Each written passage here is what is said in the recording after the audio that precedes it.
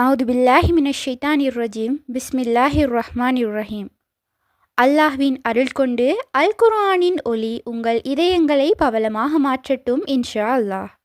நூருல் குர்ஆன் official YouTube channel ஊடாக உங்களுக்கு சலாத்தை தெரிவித்துக் கொள்கின்றேன். அஸ்ஸலாமு அலைக்கும் வரஹ்மத்துல்லாஹி வபரகாத்துஹு. நிச்சயமாக என்னுடைய பதிவுகள் அனைத்தும் எனக்கே முதல் நினைவூட்டல். இன்றைய பதிவில் நாம் பார்க்க இருப்பது, மனித வாழ்க்கையில் நாம் அனைவரும் ஏதோ ஒன்றுக்காக பயப்படுகின்றோம். சிலர் வறுமையை பார்த்து பயப்படுகின்றார்கள், சிலர் நோயை பார்த்து பயப்படுகின்றார்கள், சிலர் மனிதர்களின் வெறுப்பையும் பிரிவையும் பார்த்து பயப்படுகின்றார்கள்.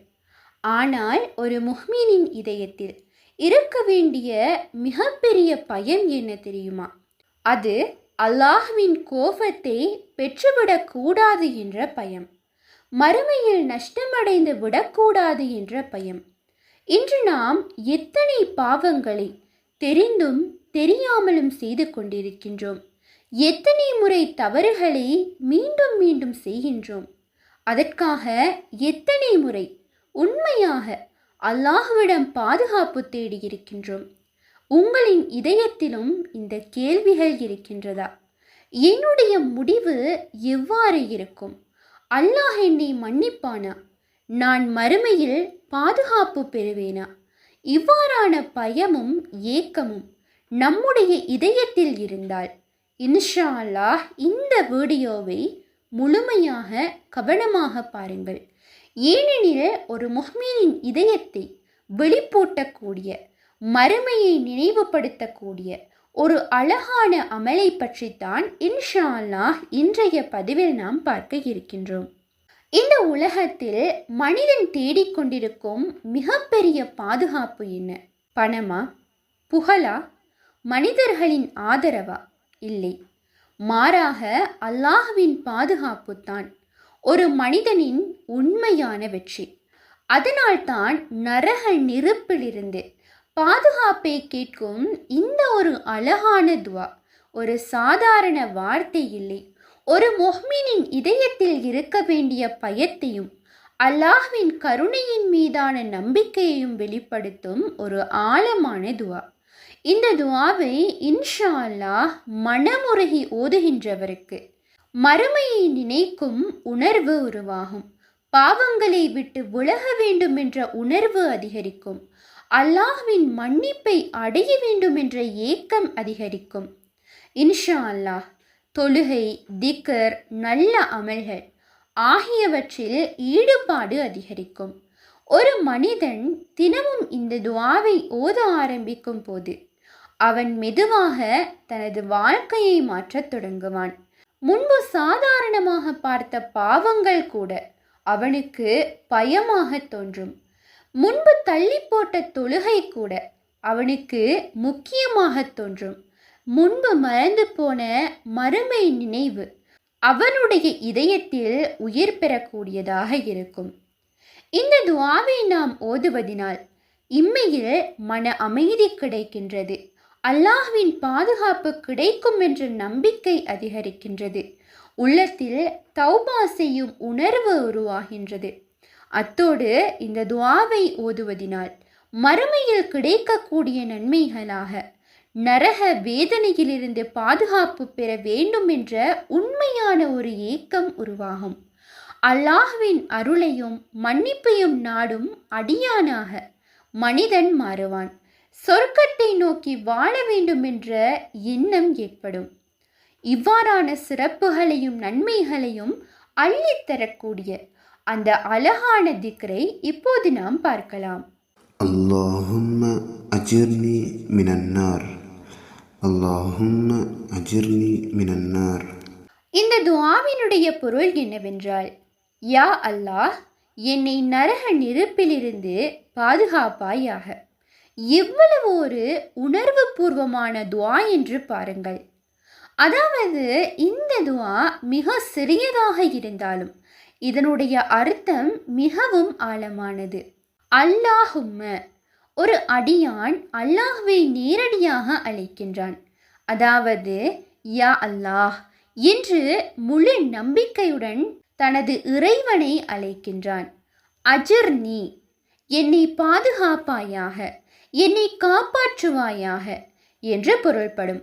இது வெறும் உடல் பாதுகாப்பை மட்டும் குறிக்கவில்லை, மாறாக அல்லாஹ்வின் கோபத்திலிருந்தும் பாவங்களின் விளைவுகளிலிருந்தும் மறுமை வேதனைகளிலிருந்தும் பாதுகாப்பை கேட்பதாகும்.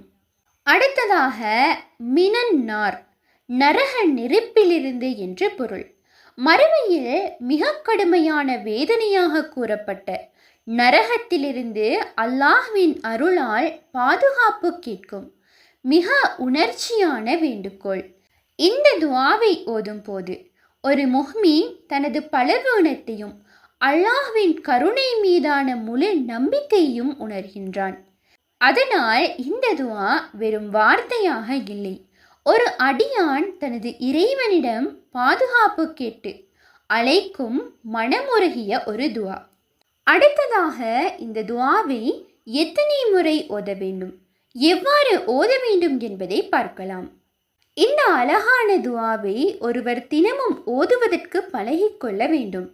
குறிப்பாக சில ஹதீஸ்களின்படி ஃபஜர் தொழுகைக்கும் மஹ்ரீப் தொழுகைக்கும் பிறகு 7 முறை ஓதுவது சிறப்பானதாக கூறப்பட்டுள்ளது.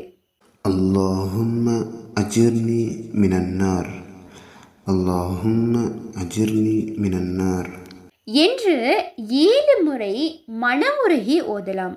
இதனுடன் சேர்த்து கூறக்கூடிய அழகான வார்த்தைகளாக, யா அல்லாஹ், என் பாவங்களை மன்னிப்பாயாக, என்னை நேர்வழியில் நிலைநிறுத்துவாயாக, என் இறுதியை நல்ல முடிவாக ஆக்குவாயாக, சொர்க்கத்தை அடையக்கூடிய அடியானாக என்னை மாற்றுவாயாக என்று நம்முடைய இதயத்திலிருந்து வரும் வார்த்தைகளாலும் அல்லாஹ்விடம் துஆ செய்ய வேண்டும். இதை ஓதும்போது சில அழகான வழிமுறைகளை பின்பற்றலாம். மனதை அமைதியாக வைத்து அர்த்தத்தினை உணர்ந்து வெறும் நாவால் மட்டும் ஓதாமல் முழு ஈமானுடன் ஓத வேண்டும். அத்துடன் பாவங்களை நினைத்து தௌபா உணர்வுடன் ஓத வேண்டும். அல்லாஹ்வின் கருணை மீது முழு நம்பிக்கையுடன் ஓத வேண்டும். ஒரு துஆ ஏற்றுக்கொள்ளப்படுவதில் மிக முக்கியமானது அதனை எத்தனை முறை ஓதுகின்றோம் என்பதல்ல, எவ்வளவு ஈமானுடன் அல்லாஹ்வை அழைக்கின்றோம் என்பதுதான். அன்பார்ந்த இஸ்லாமிய உறவுகளே, இந்த உலக வாழ்க்கை எவ்வளவு அழகாக இருந்தாலும் இன்ஷா அல்லாஹ் அது நிச்சயமாக ஒரு நாள் முடிவுக்கு வரும். ஆனால் மறுமை வாழ்க்கை மட்டும் என்றென்றும் நிலைத்திருக்கும். அதனால் நம்முடைய இதயங்களை மறுமையை நோக்கி விழிப்பூட்டக்கூடிய இப்படியான அழகான துஆக்களை வாழ்க்கையில் கட்டாயம் இணைத்து கொள்ள வேண்டும். சில நொடி எடுத்துக்கொண்டு மனமுருகி அல்லாஹ்விடம் பாதுகாப்பு கேளுங்கள். ஏனென்றால் அல்லாஹ்வின் கருணை என்றென்றும் நிலைத்திருக்கும். அவனை உண்மையாக அழைக்கும் அடியானை அல்லாஹ் ஒருபோதும் கைவிட மாட்டான். இந்த துஆ உங்களுடைய இதயத்தை தொட்டிருந்தால், இந்த வீடியோ உங்களுக்கு ஒரு நன்மையான நினைவூட்டலாக இருந்தால், இன்ஷா அல்லாஹ் கட்டாயம் இதை மற்றவர்களுக்கும் பகிர்ந்து அவர்களுக்கும் இந்த நன்மையை பெற உதவுங்கள். மேலும் இது போன்ற அழகான துஆக்கள், திக்ருகள், இஸ்லாமிய நினைவூட்டல்கள் ஆகியவற்றை தொடர்ந்து தெரிந்து கொள்ள எங்களுடைய சேனலை சப்ஸ்கிரைப் செய்து வைத்துக் கொள்ளுங்கள். எங்களுடன் இணைந்திருங்கள். அல்லாஹ் நம் அனைவரையும் நரக நெருப்பிலிருந்து பாதுகாத்து ஜன்னத்துல் ஃபிர்தௌஸ் எனும் சொர்க்கத்தில் ஒன்று சேர்ப்பானாக. ஆமீன். இன்ஷா அல்லாஹ் இந்த பதிவானது உங்களுக்கு பயனுள்ளதாக இருப்பின் அல்ஹம்துலில்லாஹ் என்று கமெண்ட் செய்யுங்கள். மேலும் உங்களுடைய மேலான துஆக்களில் என்னையும் சேர்த்து கொள்ளுங்கள். இன்ஷா அல்லாஹ் மற்றொரு பதிவில் சந்திப்போம். உண்மையான அறிவை தேடும் வழி அல் குர்ஆனாகும். உங்கள் ஆதரவுகளுக்கு ஜஸாக்குமுல்லாஹு ஹைரன். தொடர்ந்தும் எம்முடன் பயணியுங்கள். அஸ்ஸலாமு அலைக்கும் வரஹ்மத்துல்லாஹி வபரகாத்துஹு.